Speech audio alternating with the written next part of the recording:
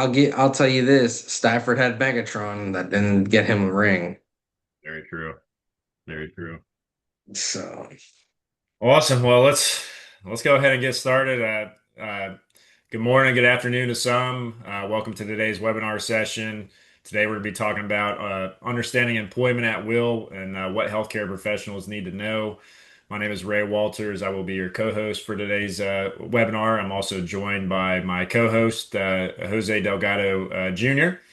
And for those of you that might be tuning in for the first time, Jose is a compliance expert. Has been in the healthcare industry for over 20 years now. Currently owns and operates a mental telehealth clinic. Has a lot of insights, and he's going to sort of help us break down this topic. I am going to put yeah. the article that we are referencing in the chat for everybody. Yeah, Um, we're not gonna read the article. You guys can read the article on your own. It's one of those value adds that IP Compliance provides. But we are going to be going over some of the highlights and some of the how do we manage these different types of situations, right? So whether so you're an let employee or a yeah. manager or an owner or a provider, this will be useful for you and your network to understand. So Jose, I was thinking we could just start, I guess, with the basics, right? At will employment means either the Yeah. employer or the employee can Yeah, terminate the so job let's start relationship, with and let's start with this. Something I did not know until we really started looking at it for this topic. I had assumed about half the states and jurisdictions in the US were employment at will. It turns out 49 states and DC are all employment at will now. The only one that's not is Montana. Montanans, you're gonna have to explain that one to me. I don't get it. However, for everybody else, we have employment at will, but the real question is, do we really have employment at will? Right? Because with how litigious our society is there a contract with the person that's getting separated or not? These are things that we're going to be kind of covering, right? So buckle up. We'll try to keep this interesting as well over the next 30, 45 minutes or so. Ray, did you want to start with anything specific or did you just kind of want to? well, like I said, I was, obviously, just going over the basics. At will employment means either the employee or employer and employee can terminate a job relationship at any time with or without cause or notice. I thought that was interesting that 49 states are Yeah, it implementing was this. weird. I Why? didn't know that. Yeah, why Montana, right? But whatever. We'll leave the Montanans alone for this one. Well, But why don't yeah, we talk about, obviously, I think it's safe to say let's mostly break it everybody. down from we're not going to talk about 1099 contractors Yeah, because they're a separate bag of tricks, right? They are contractors. So usually there is some kind of paperwork involved regarding separation, both voluntary and involuntary. One thing that I would like to make perfectly clear is that you want to train everyone on moral turpitude or conduct unbecoming. This is going to allow for the organization to have pretty broad leeway on getting rid of undesirable or problematic employees. And we'll dive into that a little bit more, but let's split this up between that are contracted and those that are not contracted. All right, because it should be because you're going to deal with these in two relatively different ways from the jump, and then separation is a little bit different and easier, right? So for the contracted fair. employees, you're looking at your MAs, your front desk, um, a lot of people that are not, no, if you're not in a union, you're not contracted, because unions generally have a contract because that's what the collective bargaining is, right? So Right. you're looking at those entry level positions that honestly, if they leave, the only inconvenience is do you have a replacement, right? It's not really this ends our business if they are not here. They can show up, they can no show, or they can show. It really doesn't matter. It's funny because whether we have employment at will or not, if the employee decides to not show up the next day for work when they're supposed to, what recourse do we really have other than firing them? Like it's not really cool, you're fired. Well, I didn't show up to work anyways. So then did I really fire them? Like that's there's no real control there. There's a perceived repercussion, but a lot of times that repercussion doesn't really matter to those people. So you're fine there. However, it is always good to still document why we're firing somebody. Hey, they no called, no showed in our employee packet in onboarding. We told them, you no call, no show, you don't have a job, don't come back. Don't worry about your stuff. We'll pack it up in a box. We'll leave it at the front desk. You know what I mean? Like Right. that's all about those non-contracted employees. If you're looking to separate, it's all about the onboarding. It's all about what does that onboarding process look like? Do they know what they're not supposed to be doing? Right? Because the biggest problem, even Which, in employment at will states, is that I can fire somebody for whatever reason I want. However, if there is a perceived discrimination, again, emphasis on perceived, all of a sudden they can get litigious. And whether we're right or wrong, this is going to cost us 10 to 20 to $100,000 just arguing this stuff. If I'm wrong, in the wrong as an organization, and this was a form of discrimination, this can get expensive quickly. So we always want to document why we're firing somebody. Hey, if in our paperwork, in our onboarding paperwork, in our employment paperwork, and the employee was trained and signed off that they understood this, hey, I didn't show up to work one day. All right, we give you a second chance like we give everybody else. Things happen, so on and so forth. You spoke to us later in the day, whatever the case may be. Cool. You did something else really dumb 2 weeks later. Well, that's what probationary periods are for. A lot of states allow for, okay, it's employment at will, but I'm going to give you a 90-day probationary period.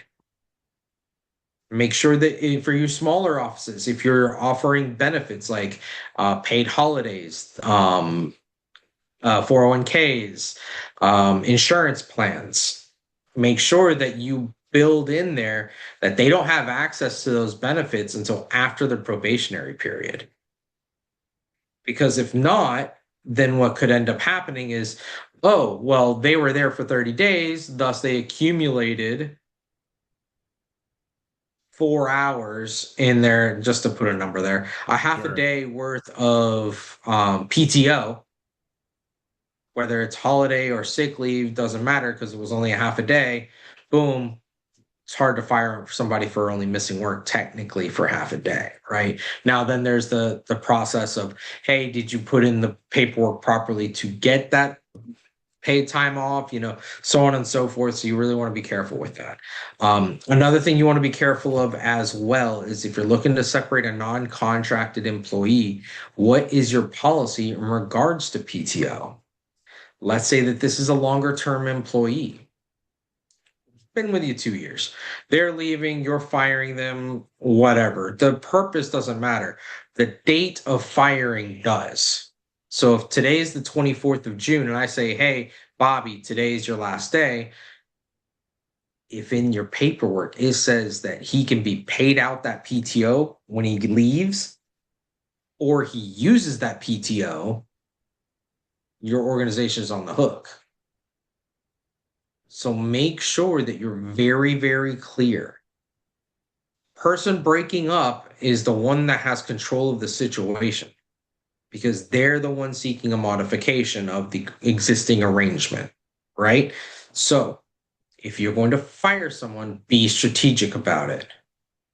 If in your To paperwork, add to your point to that, you said be strategic about it. I've read cases where, organization terminating a nurse after the nurse reports Mhm. something Well, unsafe in the that's workplace, which is so yeah, you got to be careful with the whistleblower, yep, allegations and the whistleblower what is it? The targeting of whistleblowers. So you gotta really be careful with that stuff. But again, it's all about how are we doing this? It won't be considered targeting or retaliating against the whistleblower if you've documented why you're firing this nurse.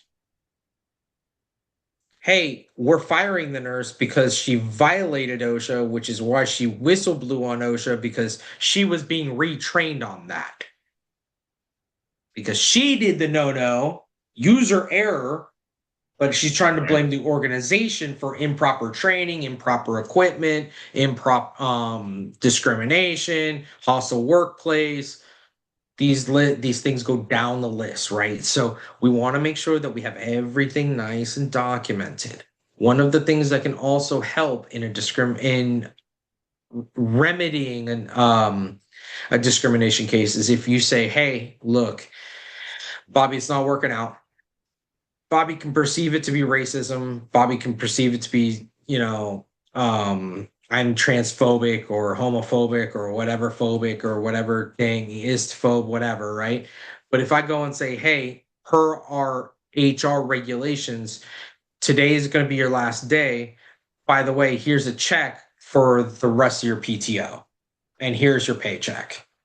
I'm not paying him off. I'm paying what is owed to him right then, right there because then Right. it's very hard for him to go find a lawyer and say, what are my perceived damages?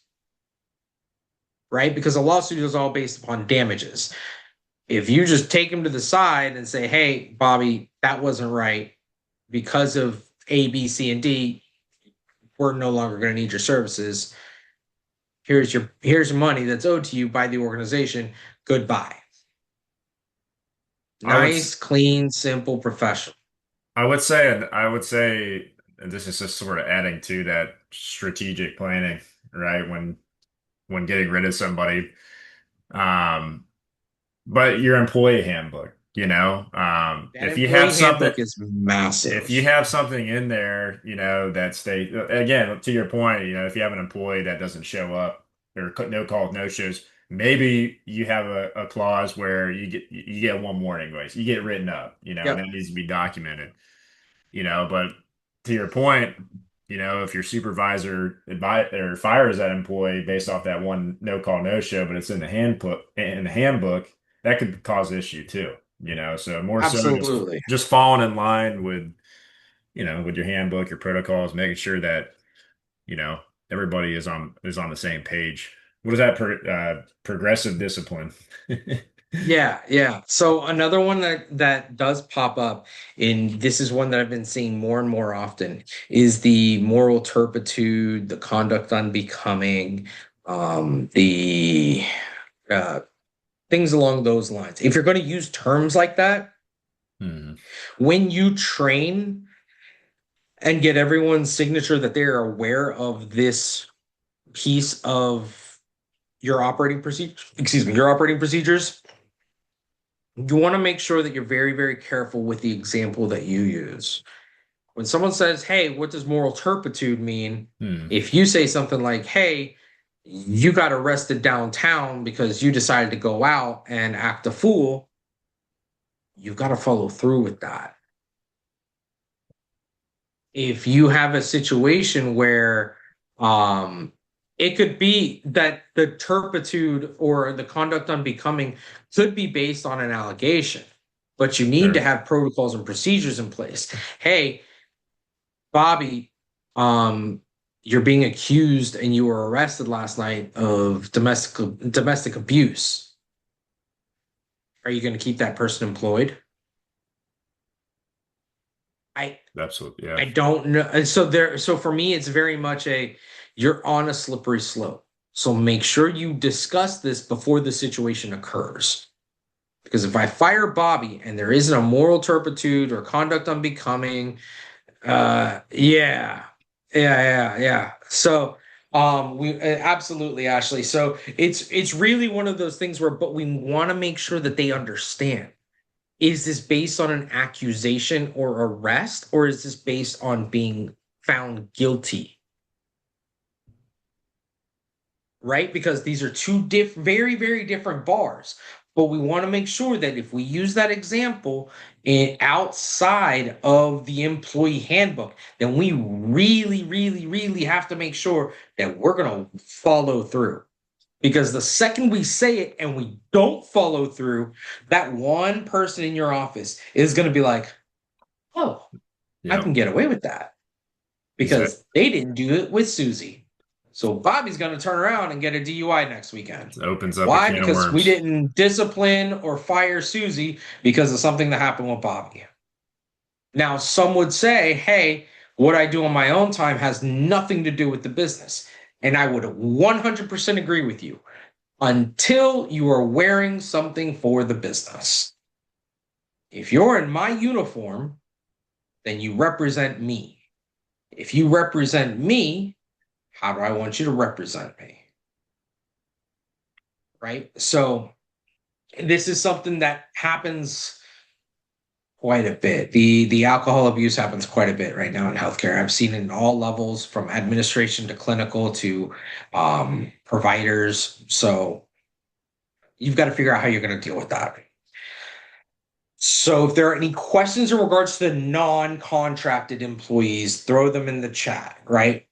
Let's move over to the contracted ones.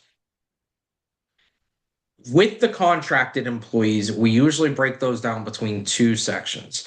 Those that are in a collective bargaining agreement, like a union, and those that are individually contracted. If you are dealing with an employee that is part of a collective bargaining agreement, guess what? Your hands are tied. If you want to fire somebody, even if it's employment at will, you got to follow the rules of the contract. That's just a reality of the matter. Right. Now, again, there are ways that you can, as an organization, protect yourself. And by concluding, not necessarily vague, I'm not saying vague, but for example, moral turpitude can have a very wide berth. Do you consider DUI a moral turpitude? Do you consider domestic abuse, sexual abuse, creating a hostile work environment? Um, so we can just go down a list of different things. So we want to make sure that we have very clear standards and guidelines and that we follow them. So I I would highly recommend, I'm not a lawyer, but I would work with legal on this, and we have worked with legal with clients. When we put down something like moral turpitude, we put down examples include but are not limited to, and then just list, right? Be clear Um, on your termination terms. Yeah, you've got to be clear. You've got to train them because if they don't know they can't do that, then you can't enforce it. You can't be accountable if they don't know they were supposed to do that, Ossifer, right? Like I've got two kids. I can't get mad at them for, for example, we were just on vacation. They kept just leaving doors, the door to our RV that we rented open the whole time. Well, flies would come in and then they get upset. There were a bunch of flies in the RV. So I'd have to get on them. Guys, if you don't want flies, we got to close the door. If you're going to go outside, you're going to go inside. That's fine. Close the bloody door. We had that conversation. And from after that conversation and them telling me, we understand, perfect. Now I can hold them accountable. Hey, why is the door not closed? Hey, when did we start living in a barn? Right? Like I could start really getting to them. Same thing with employees. Hey, you're not allowed to show up late to work. Hey, you're not allowed to no call, no show. Hey, lunch is a half hour, not an hour. Hey, you know what I mean? Like all of these things come into play. Hey, holidays come up. We just passed Memorial Day. We're coming up into Independence Day. Independence Day is in the middle of the week this year. It's on a It's a Friday, I believe. Friday. Yeah. Oh man. I feel bad for everyone dealing with schedules. If you have a large amount, if you're going to keep an office open because you've got a hospital or an urgent care, which if you're an urgent care and not open on Independence Day, Probably a lot of Thursday request off. I mean, a lot of Friday requests off, a Well, lot of that too. Thursday requests off, Thursday, a lot of Friday. Monday requests off. If you don't have an order of operation for, hey, who gets what days off or what's the priority, you can get into situations here. Now, again, we're focusing on employment at will because if they just go and say, hey, I told you I wasn't going to show up, and you don't have something down here saying, hey, you don't just get to dictate what your schedule is. We Right. can collaborate, but you're the employee, I'm the organization. I sign your paycheck, you don't sign mine. Even for contracted employees like providers, it's very important that we put down when and how that procedure is that they can take time off, when and how quickly they need to get notes completed. Because even in the year of our Lord 2025, I know providers that are not finishing their notes for 48 to 72 hours. Explain that to me when the EHRs have their entire template. And in some cases, I've literally seen progress notes that the EHR pre-populates and all they do is make a couple of clicks to change. It's just a reality of life, right? So if you're going to want to separate, then you want to make sure what are the terms? Hey, normally it's what's fair for one is fair for the other. It's the cheapest way to get things done because if not, you're going to be every time you hire somebody, you're going to be dealing back and forth with a lawyer. Hey, it's a 30-day separation. Hey, it's a 90-day separation. Whatever the case may be that both sides agree upon. There are situations though and clauses that you put into that contract that again, you that can trigger an immediate separation. What are those clauses that you and the contracted employee want in there? That's up for negotiation. But I always put the moral turpitude in there. In that separation as well, especially for the contracted employees, because this is going to sound uncouth and probably a little bit calloused, but I'm going to say it. You're a business owner. It's Non-contracted okay. employees, non-contracted employees, your front desk people, people don't generally care what they think because, hey, you said that place was crappy to work in. Okay, cool. What did you do there? I was front desk. It sucks. It's not necessarily a good thing, but I'm just letting you know, like if you know, you know. You know, like there's not really much um stock held in their opinion. However, if a provider or if a nurse or if, a specialist goes and is talking all of this smack about your facility, about employment, about administrative issues, there can be legal repercussions. And what you would prefer is in that contract, you put in there straight up, hey, upon termination or separation, there's a non-disparagement clause. It's not saying you can't talk about why you got fired, but you just can't say you can't talk crap about me because you're upset. Right. No, that's fair.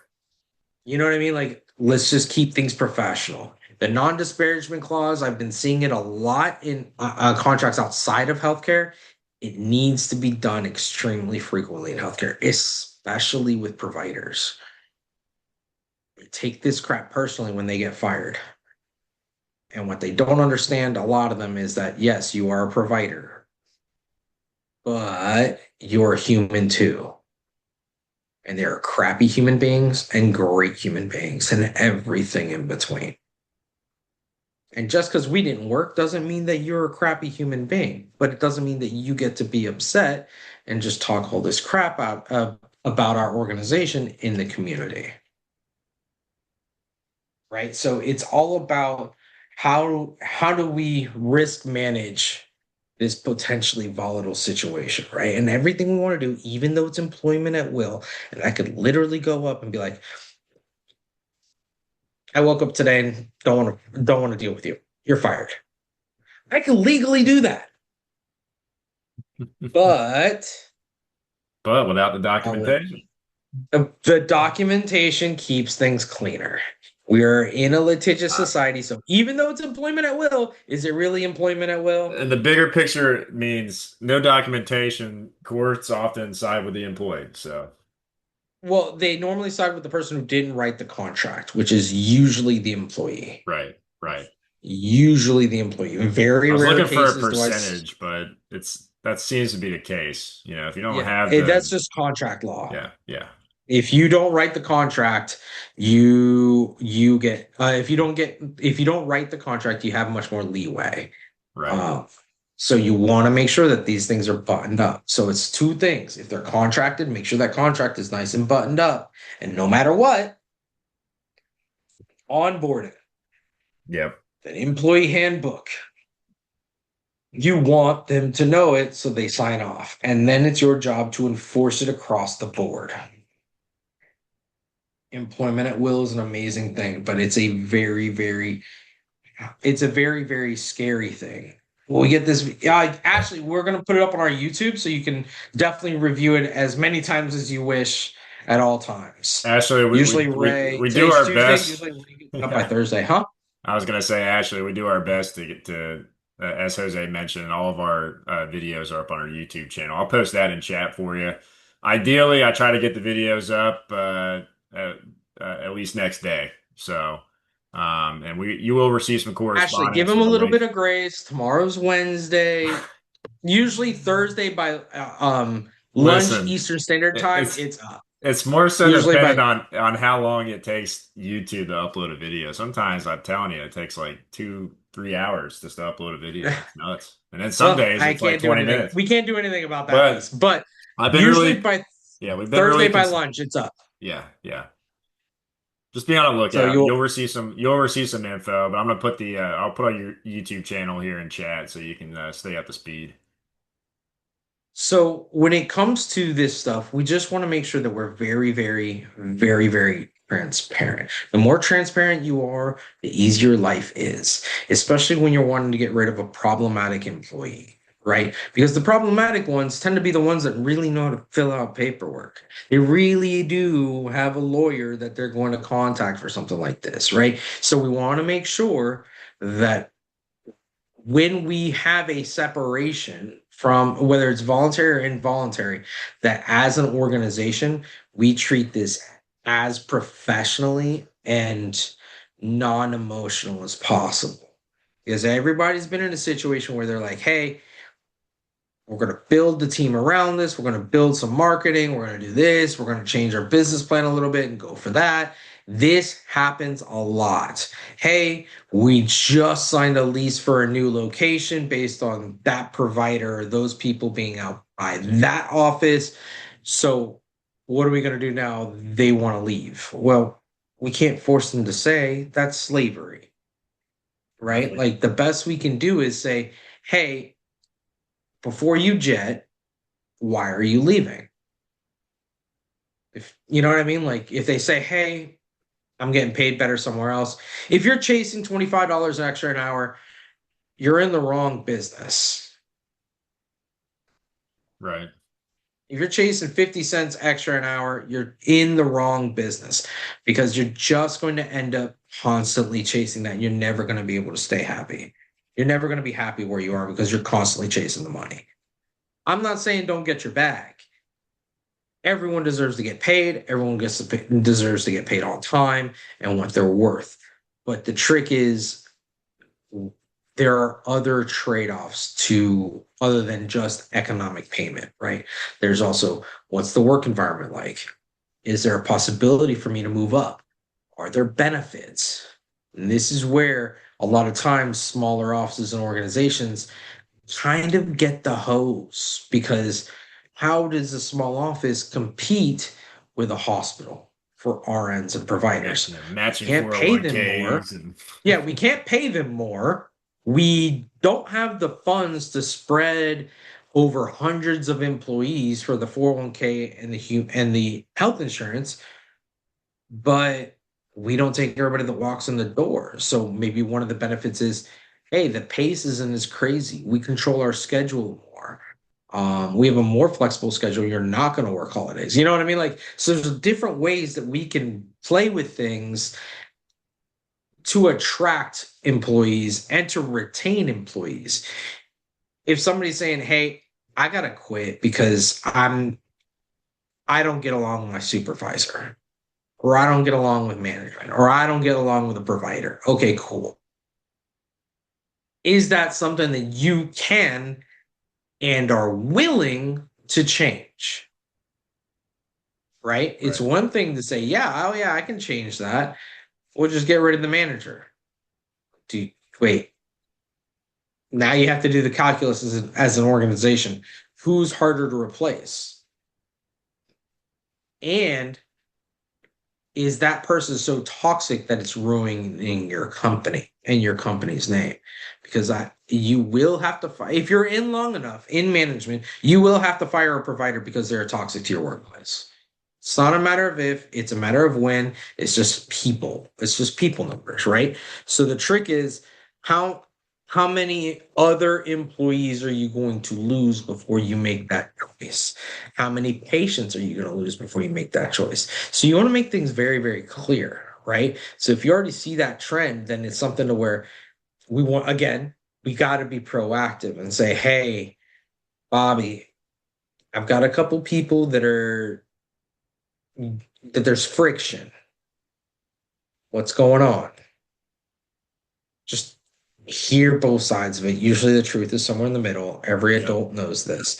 So it's just a matter of if it's an interpersonal issue, then these are things that can be modified. We just have to be a little bit creative on the management side.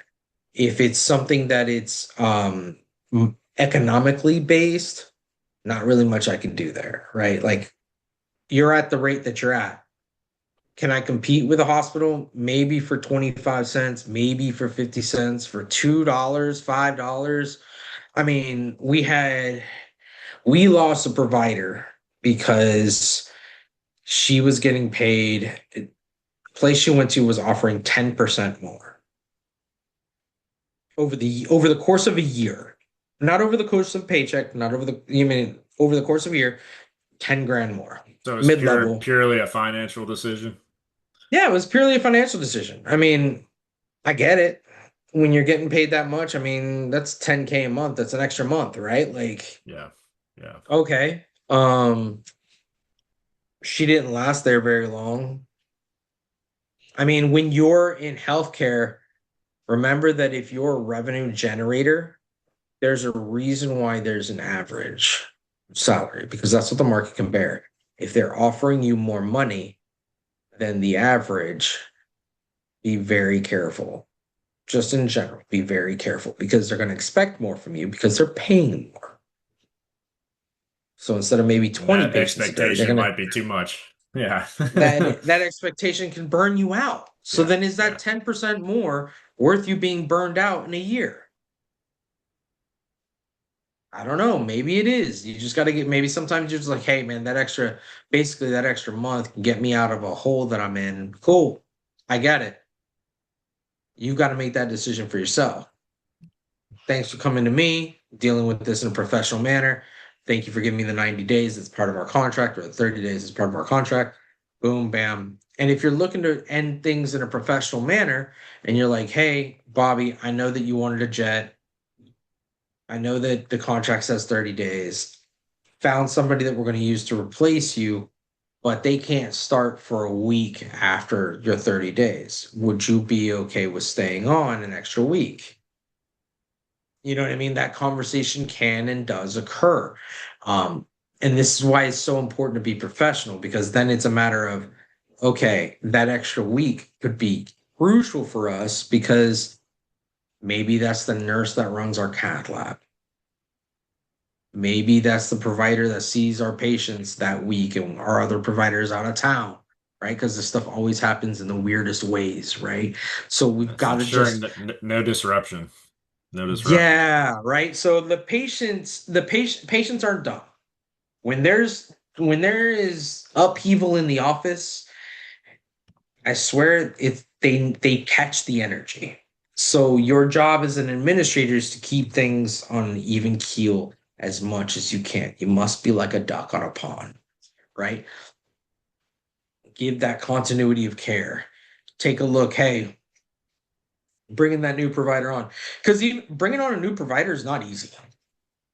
No, For absolutely. anyone who has never done it, the things that you need to go through to bring a new provider on. First, you've got to find a person willing to work with you. Then you've got to interview them. If you're a larger office, they've got to interview with the medical director or owner, and then obviously who their HR. direct supervisor is going to be or admin, right? So it's, let's say, two interviews. Assuming that's all good to go, then you got to negotiate, get a contract signed, and then the real fun starts. Hey, when can we onboard you? Hey, here's all the paperwork we need signed. Hey, here's all the numbers that we need from your insurance numbers, your license number, your all your alphabet agency numbers that are appropriate for our organization. And then admin, billing, Learn our systems. credentialing, spend a ton of time writing all that information down to then send it out to the insurance carriers to start the clock on that, right? Because just because I hired you and you start work on the 25th doesn't mean that all of our patients are going to be paying us your value on the 25th. Right. It can be a 30, 60, 90-day turnaround, which then causes other issues as well. So it's all about being strategic again, right? Like, I'm not saying being shisty, but if I know that I'm going to get rid of a provider or a provider is looking to step down or slow down, then we need to start that conversation with the replacements early so it causes less stress on the team. Because what you don't want is the front desk people being like, hey, is Bobby still with us or is Bobby gone yet? And Susie's yelling across the bullpen or the front office, no, Bobby's here till Thursday. Okay, cool. You know what I mean? Like, you just don't want that nonsense because it just creates more nonsense. It's just quicksand. It's just, a hamster wheel. So we want to make sure that everything we do is methodical. Everything we do follows a procedure. Hey, if we need to do X, these are the things that we need to do to complete X. If we want to fire somebody, these are the things that we should do. I hate to put it like this, but compliance tends to be an easy out for organizations, whether it's HIPAA or it's OSHA, because if there's one thing that employees hate doing is wearing their protective equipment. Even though that's all they complained about 5 years ago was protective equipment, you would be shocked how before and after Yeah. protective equipment tends to be a very fast and loose thing, right? So we want to make sure that, okay, cool. Hey, Bobby, you're not wearing your protective equipment that you're supposed to wear. Hey, Susie, you're out of uniform. If there is a uniform for the office, right? So there's different things that got to have those conversations. Of course, I've even seen HR be accused of different things. So please remember when you're going to reprimand someone to do it privately and do it with a third party there. This does Power of not two. mean that, yeah. And it's not even that that person's adding anything to the conversation. They are a witness to the conversation and the actions in the conversation, right? If Absolutely. you're dealing with a union, don't worry, union rep will be there. So we're not going to get any unions. And that can go into the documentation too. That can go into the documentation, and you can have the There was witness a sign witness. and Yep. yes, the witness sign and the person that's being counseled sign and the corrective actions that all parties agree to, right? So, and then you've got to hold them accountable because if they don't do the corrective action, then all right, even if this, especially if this is employment at will, I could fire you just because you did this stupid thing. But no, I went aside. I talked to you about it. I had a third party. Well, I told you that this was unacceptable. I told you this is what needed to be done instead. And you signed off that you understood and you did not do it. Yeah. You Don't can let the door hit you with a good Lord you can split you. wipe your hands clean after that. As long as you got it, as Yep. long as you got the Yep. They documentation. may find a lawyer that'd be willing to take their case, but the second you show that evidence, it's going to get thrown out. Yeah. It's got to get through. So, um, this is not to say that we're anti-employee. I'm really not. I've had situations where the I organization think is awful and unprofessional. I Um, think this is highlights, as an employer what you should do and as well as an employee, I think it goes both ways. Goes both ways. if you're an employee in a hostile work environment, I'm not saying leverage that. I'm saying decide whether it's worth you staying.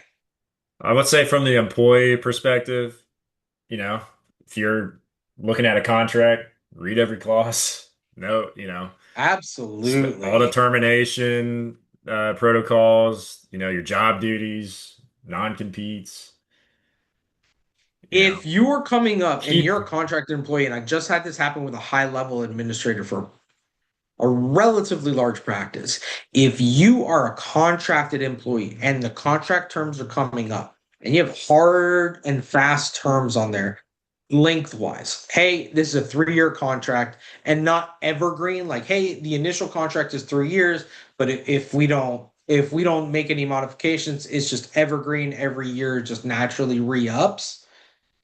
You have a hard, hey, 6/24/2025 to 6/24/2028. If you're reaching that 2.5 year mark and there's no conversation of a contract, don't assume that they're going to get it done. yeah, yeah. Speak up. Don't assume. I mean, either have the conversation of, hey, are we re-upping my contract or am I out? You have that conversation once, then you start looking, because it's going to take you time to find the right spot. You don't want to make a decision like employment under the gun of economic distress. Yeah, Fine. Everyone absolutely. deserves to find a spot that's right for them. And as the employees and organizations learn what both parties are looking for, things will adjust. Things will adjust. I do believe that. Everything is very, very cyclical. Right now, hospitals know the more I pay, the more BS people will deal with because they're getting paid more than what they would anywhere else. So screw it. I'm going to keep dumping a ton of crap on nurses and MAs in our hospitals and our departments, and they can't leave because I'm paying them $10 more an hour than anywhere else. Till everybody says, nope, I'm fed up, and they'll take the pay cut.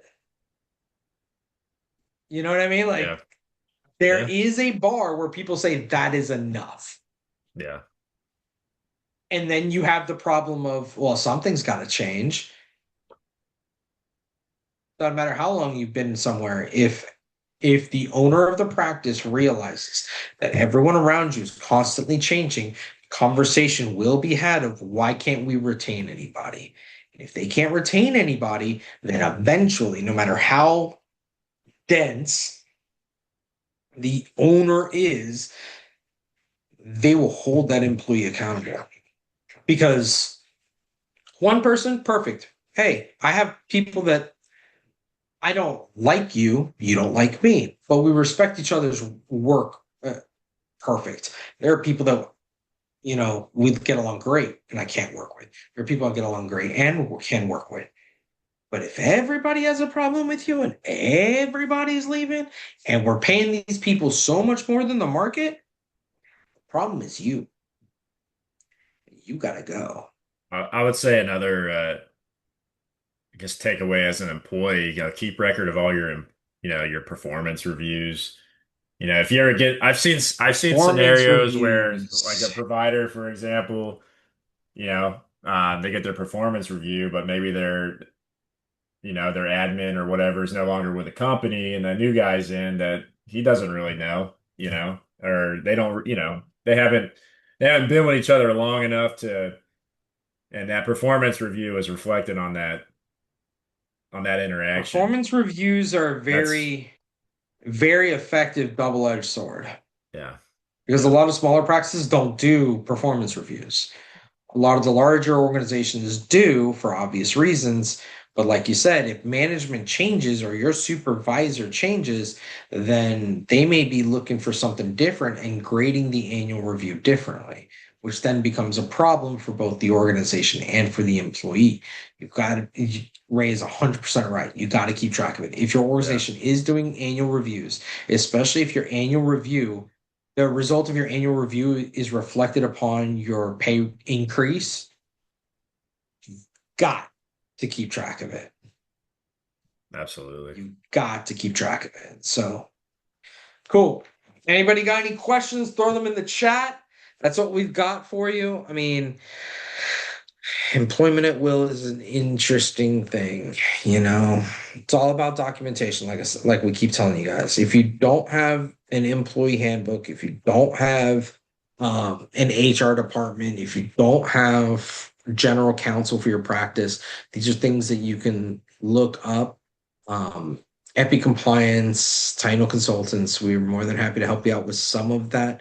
Some of that you will need other people for, you know. IP compliance can definitely help you out with policies and procedures, especially in regards to OSHA, HIPAA, privacy, HIPAA security, but they can't help you on the flat out HR portions like, hey, what happens if you no call, no show? Hey, what happens if you, what's the process for requesting time off and days off, you know, things of that nature. So Yeah, and if anybody, to Jose's point, if anybody has any questions from this presentation, let us know. Feel free to reach out to us. Certainly happy to answer. the And crazier the story, the better. We yeah, get the craziest stories with stuff. we love Um, those. We love those. By Um, the way, moral turpitude you can also use as if you have somebody that's starting a relationship with another employee, fraternization. Oh that's a man, great example. fraternization causes Uh, problems. yeah, that's a great example. And if it's fraternization between provider and support staff, which I'm happens. having PTSD from somewhere I work. Then Victor, then There, I just hope you got listen. some value out The of it. horror stories are out there. I mean, we had a provider that, well, not that obviously got terminated, but Way too many people think that real life is Grey's slept with Anatomy. front That's all I'm desk, gonna and say. then boom, it's just like what the heck? It just came out of nowhere. Way too many people think Comes out of that nowhere. real life is Grey's Anatomy. That's the problem. You It's can't be nuts. doing that stuff, Nuts. especially at work. So, Absolutely. Well, next week's topic, I know I talked to you a little bit about before this, was the walk around rule, yes, which was legislation. I guess it's been updated since May of 2024. But basically, this legislation traditionally granted employees and employers the right to conduct their own walkthrough or before an OSHA inspection. And now it's leaning more towards having a third party representative. Um, so I thought that'd be an interesting topic. It's a and that could coincide as well with bonuses and reviews. So exactly, and kind of how all the union stuff meshes as well. So it's kind of it's I think it's a good one to dance around on.